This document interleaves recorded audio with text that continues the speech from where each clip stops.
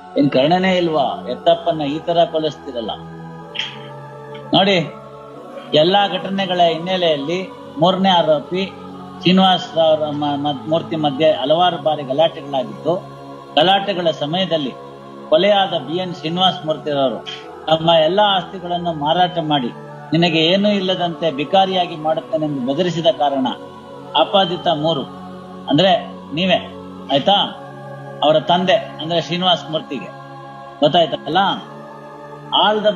ಆಲದ ಮರದ ಬಳಿ ಕರೆಸಿಕೊಂಡು ನನ್ನ ತಂದೆ ಎಲ್ಲ ಆಸ್ತಿಗಳನ್ನು ಮಾರಾಟ ಮಾಡಿ ಹೆಲ್ಪ್ ಮಾಡುತ್ತಾನೆ ತಮ್ಮ ತಂದೆಯನ್ನು ಕೊಲೆ ಮಾಡಲು ಮಾತುಕತೆ ಮಾಡಿ 1 ಲಕ್ಷ ರೂಪಾಯಿಗಳಿಗೆ ಸುಪಾರಿ ನೀಡಿ 19/5/21 ಆಪಾದಿತ 3ರವರು ಆಪಾದಿತ 2ರವರಿಗೆ ತನ್ನ ATM ಕಾರ್ಡ್ ಅನ್ನು ನೀಡಿ ಮುಂಗಡವಾಗಿ ಹಣ ಡ್ರಾ ಮಾಡಿಕೊಟ್ಟಿದ್ದರಿಂದ ಅದೇ ದಿನ ದೊಡ್ಡಬಳ್ಳಾಪುರದ ಕ್ರಾಸ್ ನಲ್ಲಿ 16,000 ರೂಪಾಯಿ ಡ್ರಾ ಮಾಡಿಕೊಂಡು 28/5/21 ಯಲಹಂಕದ ಕೆನರಾ ಬ್ಯಾಂಕ್ ನಲ್ಲಿ 11,000 ರೂಪಾಯಿ ಡ್ರಾ ಮಾಡಿಕೊಂಡು ಆ ಸಾಕ್ಷಿ 10/11 ಶ್ರೀನಿವಾಸ್ ಮೂರ್ತಿಯನ್ನು ಕೊಲೆ ಮಾಡಲು ಒಪ್ಪದ ಕಾರಣ ಆಪಾದಿತರೊಂದಿಗೆ ಒಪ್ಪಿಸಿ ATM ಡ್ರಾ ಮಾಡಿದ 5,000 ರೂಪಾಯಿಯನ್ನು ಮುಂಗಡವಾಗಿ ನೀಡಿ 13/6/21 1-2-3ರವರು ಆಲ್ದಮರಿ ಬಳಿರುವ ಬಂಡೆಯ ಬಳಿ ಕೊಲೆ ಮಾಡಲು ಸಂಚು ರೂಪಿಸಿ ಶ್ರೀನಿವಾಸ್ ರಾತ್ರಿ ತೋಟದ ಬಳಿ ನೀರು ಬಿಡಲು ಹೋಗಿದ್ದಾಗ 1-2 ಬೋರ್ವೆಲ್ ಪ್ಯಾನೆಲ್ ನ ಬೋರ್ಡ್ ನಲ್ಲಿ ವಿದ್ಯುತ್ ಸಂಪರ್ಕ ಕಲ್ಪಿಸಿ ವಿಫಲ ಹತ್ಯೆ ಪ್ರಯತ್ನ ನಡೆಸಿರುತ್ತಾರೆ. ಮೊದಲೊಂದು ಅಟೆಂಪ್ಟ್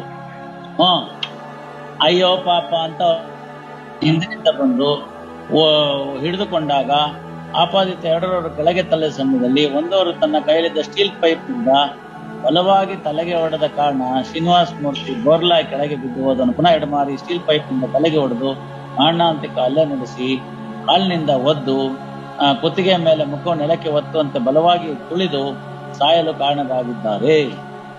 ಏನ್ ಕರ್ಣನೇ ಇಲ್ವಾ? ಎತ್ತಪ್ಪನ್ನ ಈ ತರ ಕೊಲಿಸ್ತಿರಲ್ಲ. Yes what you want order?